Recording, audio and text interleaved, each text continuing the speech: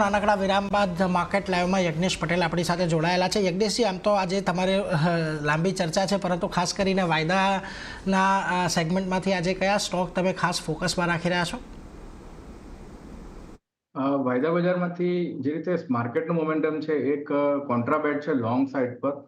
બંધન બેંકનું કાઉન્ટર છે, એક સ્ટ્રોંગ આપણને વોલેટિલિટી જોવા મળી હતી લાસ્ટ વીકમાં, ત્યારબાદ એક કન્સોલિડેશન કન્ટિન્યુઅસલી જોવા મળી રહ્યું છે છેલ્લા 5 થી 6 ટ્રેડિંગ સેશનમાં। જે રીતે ઓપન ઇન્ટરેસ્ટના ડેટા છે, એક લાગી રહ્યું છે કે એક અપસાઇડ મોમેન્ટમ આપણને જોવા મળી શકે છે।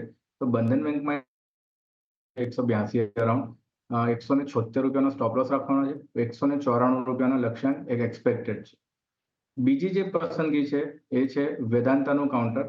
આપણે જોયું તો મેટલ સેક્ટરમાં આપણને એક સ્ટ્રોંગ બઝ જોવા મળ્યો હતો ગઈકાલના ટ્રેડિંગ સેશનમાં, ત્યારબાદ રિવર્સલ ફોર્મેશન જોયા હતા અને આપણે હિન્ડલ્કોમાં ઓલરેડી એક શોર્ટ સાઇડ બિલ્ટઅપ જોવા મળી રહ્યું છે। તો વેદાંતામાં બી similar kind of setup daily time frame પર જોવા મળી રહ્યું છે।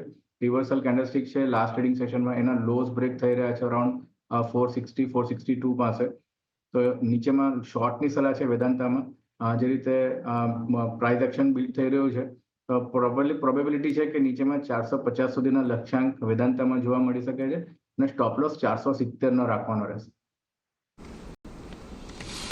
એટલે જુઓ, ખાસ કરીને તમારે એક શોર્ટ સાઇડ એક લોંગ સાઇડનો ટ્રેડ તમને મળતો દેખાઈ રહ્યો છે। લોંગમાં તમારે બંધન બેંક ધ્યાનમાં રાખવાનું છે। 176ના સ્ટોપ લોસ, 194ના ટાર્ગેટ માટે 182ની આજુબાજુ આવે ત્યારે પણ ખરીદી શકો છો। અત્યારે લગભગ 183ની આજુબાજુનો ભાવ ચાલી રહ્યો છે। તે બીજો છે વેદાંતા કે જ્યાં આગળ તમારે વેચવાલી કરવાની છે 450ના ટાર્ગેટ માટે। અહીંયા તમે 470ના એક સ્ટોપ લોસ રાખી શકો છો। એટલે એક લોંગ અને એક શોર્ટ સાઇડનો ટ્રેડ આજે બનતો જોવા મળી રહ્યો છે। પરંતુ ખાસ